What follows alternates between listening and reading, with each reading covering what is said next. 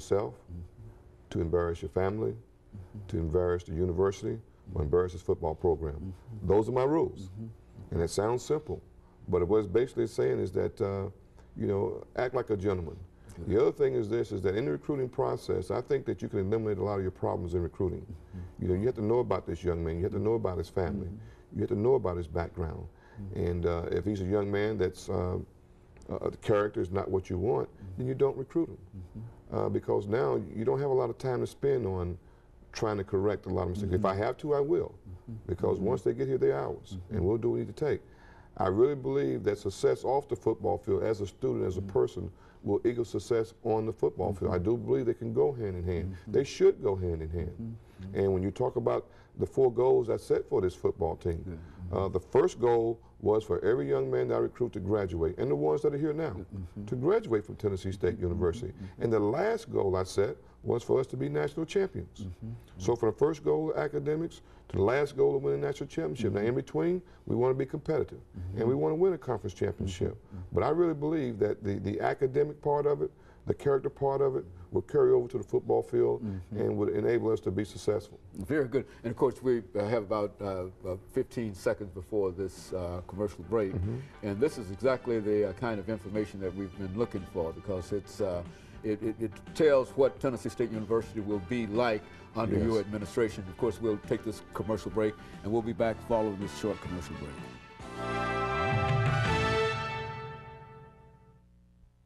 Thank you, and welcome back to this final segment of the show for today. The guest is the new head football coach at Tennessee State University, Coach James Webster.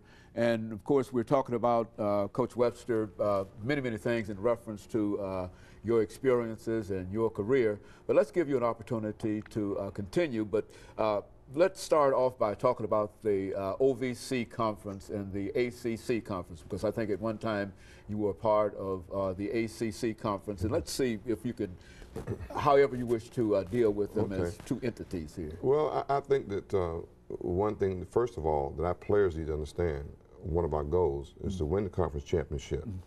And I know that we play, I believe it's 4 classics. I know the excitement is there and enthusiasm is there, and the players get excited, the fans get excited about it. But we also need to get excited about our conference games. That's the first thing I've learned, is that winning a conference championship is very important. Winning every game is very important.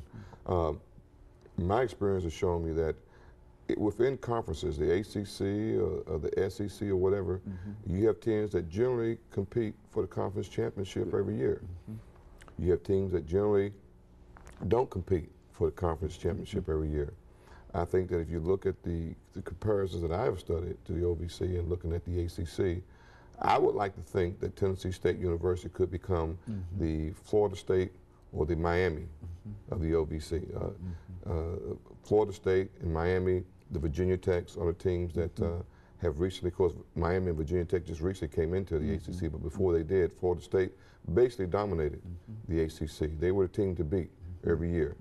And when you become the team to beat, what our players are going to have to understand, just like in the ACC and OVC, is that when you play every week a team in your conference, you're going to get their best shot.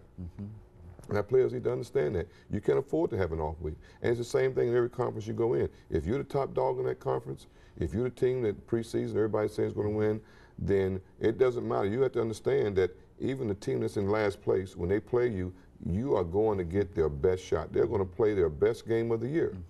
You're their rival. You're the team that they got to beat, because they can lose 5 games and beat you because you're supposed to be top dog, and boy, we had a great season.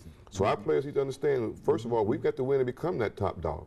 You know, I want to become the top dog in the OVC. I want to be the team that the other teams say, hey, we got to beat them if we want to win the conference championship. And I think that as far as the level of competition, you know, there are a lot of Division I players in the OVC. I've watched tape. You know, we've got some on our football team right here. And there's even though the conference may say OVC or ACC, there's a high level of competition in both leagues. Very good. And of course, when you talk in terms of the ACC, you've had quite a bit of experience in that area. Why don't you talk about some of the things that you've been involved in and some of your own athletic exploits during your earlier career? Well, I played at University of North Carolina. when we came in as freshmen, I think our varsity was 0-10 or 2-8. When we left as seniors, we were ACC champions. So we built, so I was part of a program that you came in was not very good and saw what it took to build it. And when I left, we were ACC champions in 1971-72. We played in the Gator Bowl against Georgia. I was voted the most valuable player in the Gator Bowl. My senior year, I won the Frank Porter Graham Award, which is awarded to the top 10 graduating seniors from the University of North Carolina.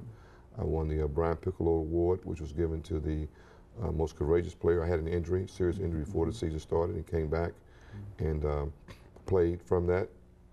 The one thing I think that I've been very blessed with as far as coaching and the opportunity to win is that I've had some excellent coaches that I've coached under, and I've coached at some excellent schools. I came back coaching at the University of North Carolina, alma mater, and from there I went to the University of Florida, and the head coach there was Doug Dickey, who ended up being, who was the head football coach at Tennessee, the University of Tennessee, and also the athletic director most recently at the University of Tennessee. And I learned a lot of things from Coach Dickey. From there I went to the University of Kansas. From there I went to Colorado with Chuck Fairbanks, who was coaching the pros with the New England Patriots, and he came to Colorado. From there I went to Northwestern University, and the head coach there was Dennis Green, who's now the head coach of the Cardinals.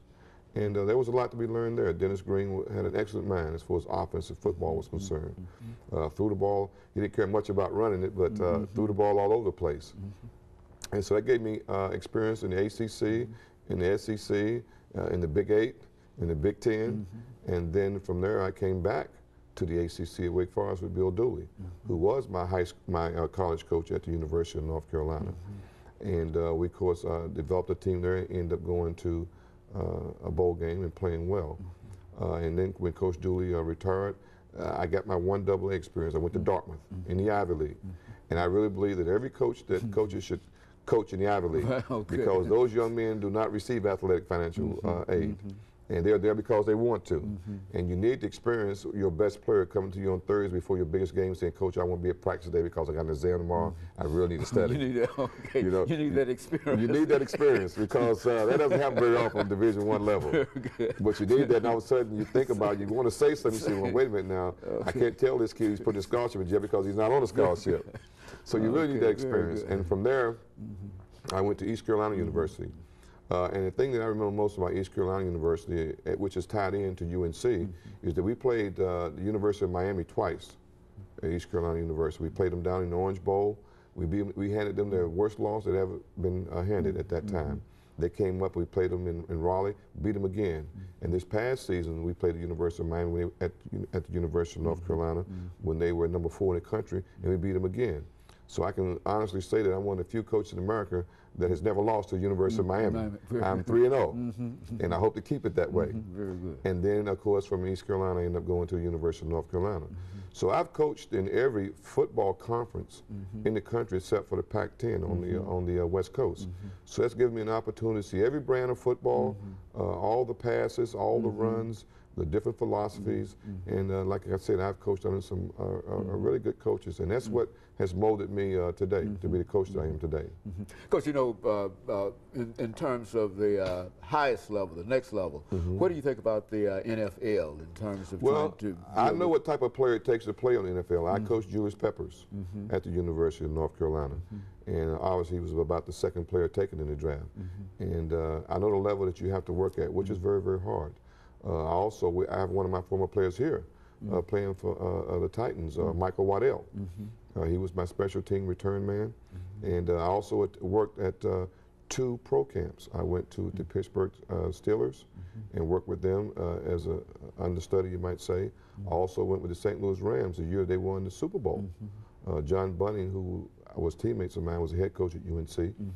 Went there and worked with them. It did like an internship in the St. Louis Rams training camp.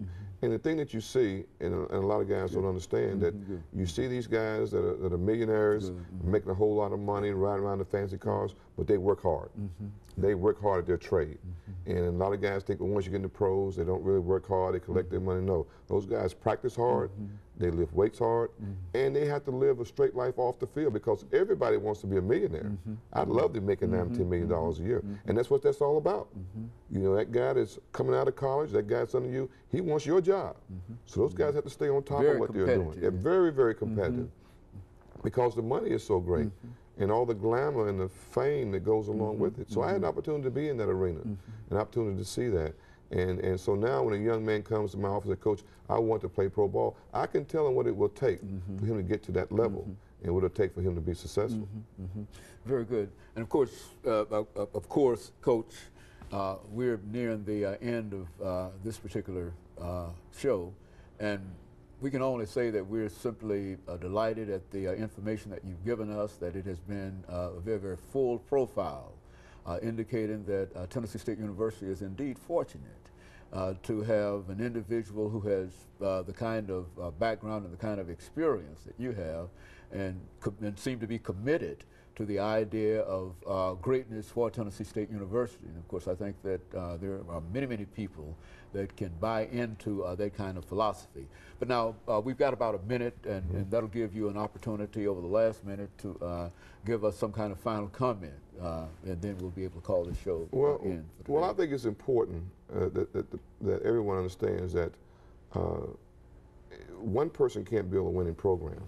Two people can't build a winning program. It takes the administration at Tennessee State University. It takes the student support. It takes the football players that you have to have. It takes the coaches. It takes the alums that are out in the different cities that see different players.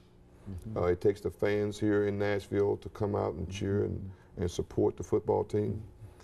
It takes dedication on our part to see that we're bringing the right young people into the program. And so my point is that it takes everybody and a lot of people to contribute to the success of a program. Very good. And of course, let me thank you for giving us that excellent information. And let me encourage our audience to tune in again next week for another informative edition of Comments. Thank you and good morning.